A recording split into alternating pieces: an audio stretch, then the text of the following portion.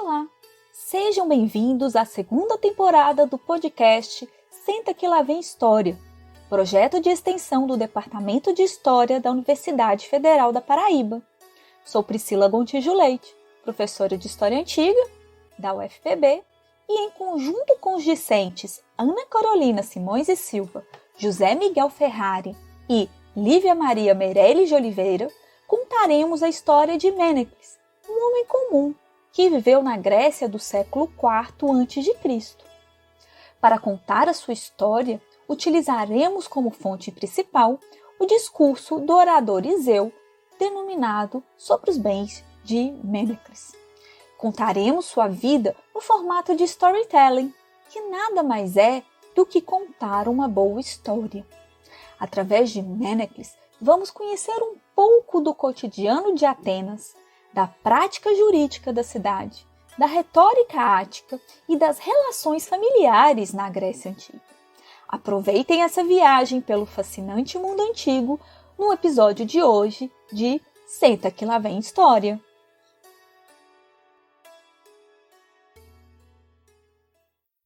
No episódio anterior, nós apresentamos a legislação de Solon sobre a adoção, alguns dos motivos para que o irmão de Mènecles a considerasse inválida, e também as razões para que o adotado defendesse sua legitimidade. Então a adoção garantia a continuidade do oikos, isto é, de que haveria cidadãos homens que pudessem continuar o nome da família. A legislação sobre a adoção data de Solon, um importante legislador ateniense do período arcaico, e focava em garantir o direito do cidadão.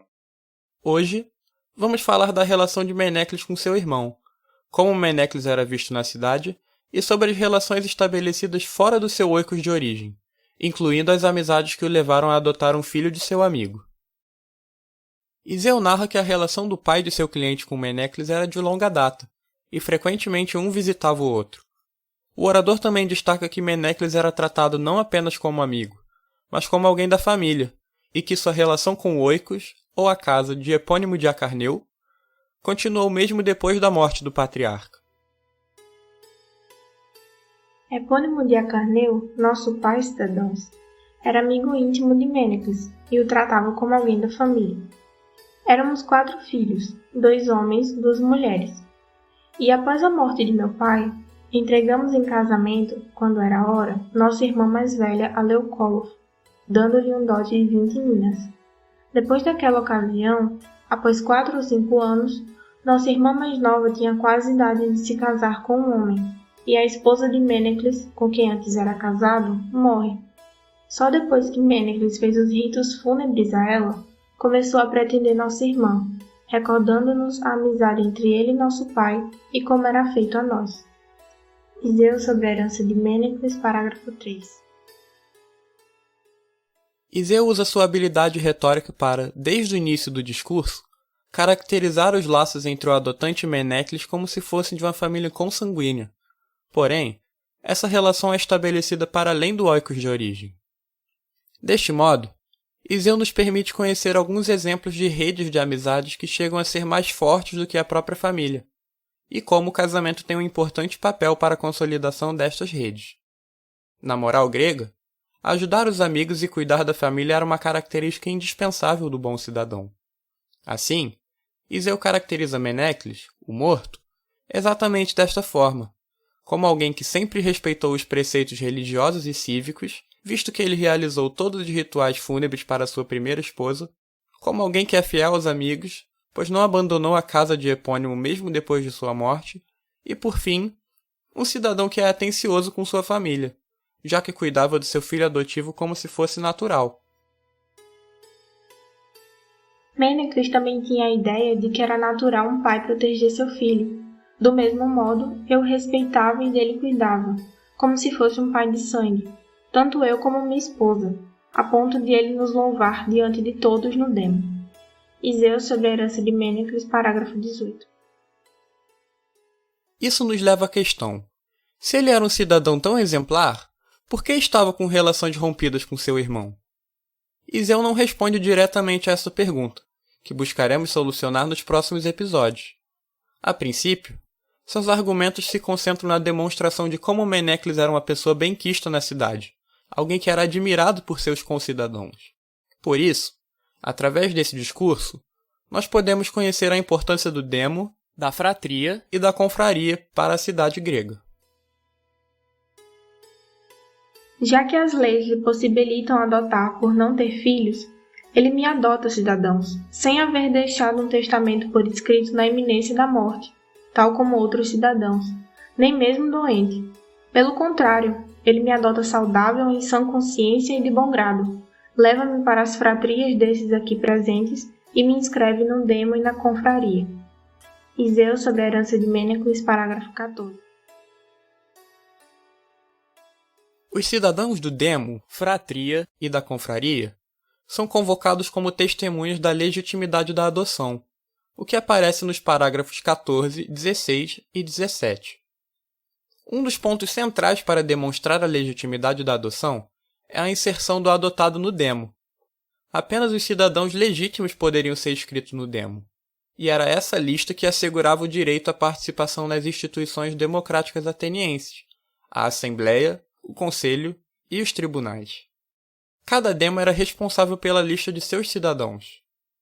Destacando um pouco mais esse processo de inscrição, nele havia o juramento de que o indivíduo era um homem livre, nascido de cidadãos casados legitimamente e também maior de idade.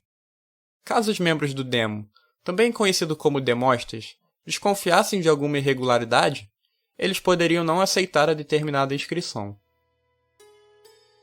O atual sistema constitucional é o seguinte: participam na vida política aqueles cujos pais forem ambos cidadãos. O seu recenseamento nos demos é feito quando atingem os 18 anos.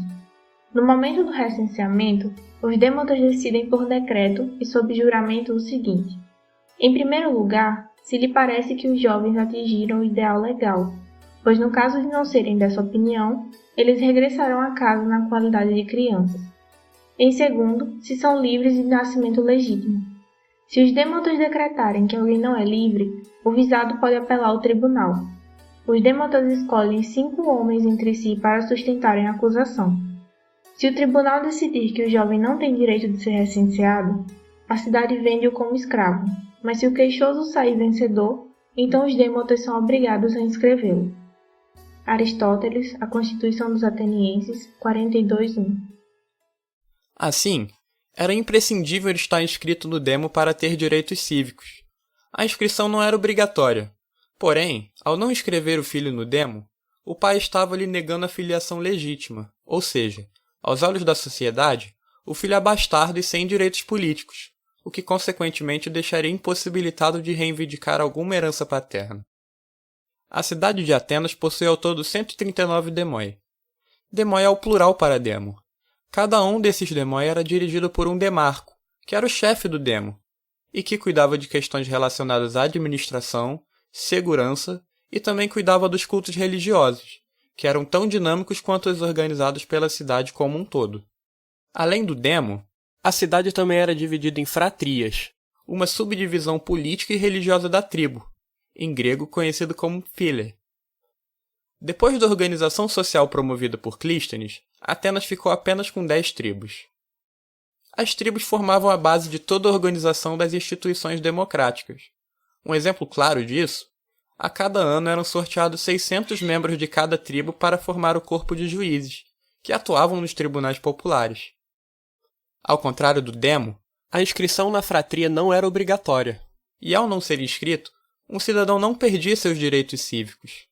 Contudo, as fratrias ofereciam suporte aos seus membros, reforçando os laços de amizade e de solidariedade com o grupo cívico e religioso.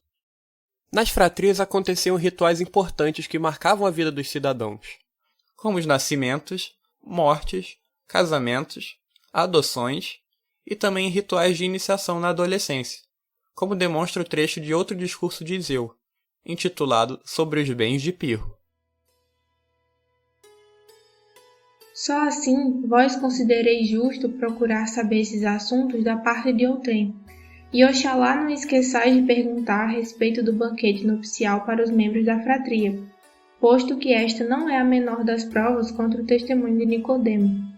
É evidente que caso nosso tio tivesse sido persuadido a se casar, teria sido persuadido também a oferecer um banquete nupcial dedicado a ela para os membros da fratria.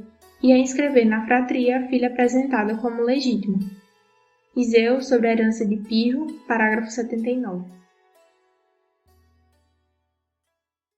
Portanto, a fratria uniu os cidadãos através de rituais de sacrifício e banquetes, como os celebrados em comemoração às núpcias, que indicavam que o noivo e a noiva agora possuíam a cidadania. Além disso, pode-se observar que tanto no demo quanto na fratria há festejos religiosos, sem que ambos os casos haja uma dimensão pública dessas associações.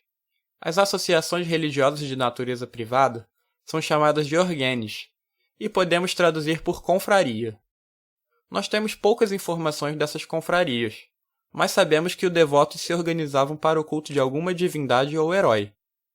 Entretanto, não podemos afirmar qual divindade era cultuada na confraria de Menecles, já que Iseu apenas destacou que as testemunhas a favor da adoção o conheciam por sua presença no demo, na frátria e na confraria.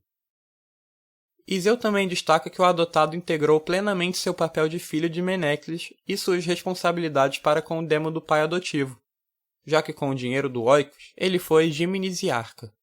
O giminisiarca consiste numa liturgia, ou seja, um serviço público, que os atenienses mais ricos deveriam prestar, e que se resumia na organização e custeio de competições nos festivais, em particular, festivais de corridas de tocha.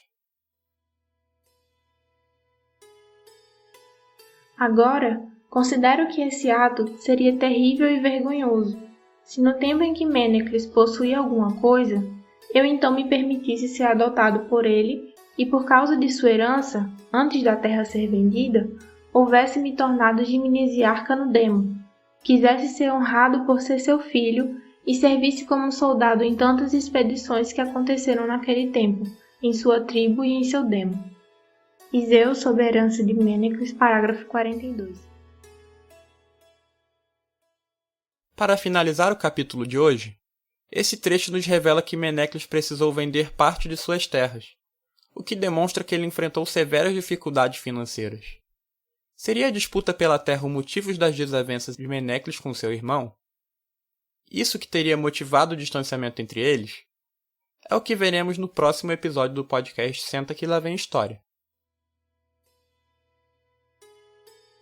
Para a elaboração desse episódio foram utilizadas as seguintes fontes: Sobre os bens de Menecles e Sobre os bens de Pirro, ambas obras de autoria do logógrafo Iseu e com tradução inédita do Grupo de Estudos de Retórica e Oratória Antiga, o Rhetor. Também utilizamos o livro de Aristóteles, A Constituição dos Atenienses, com notas de Delfim Ferreira Leão, publicado em 2011 pela Fundação Kalouste Gulbenkian. Até o próximo episódio.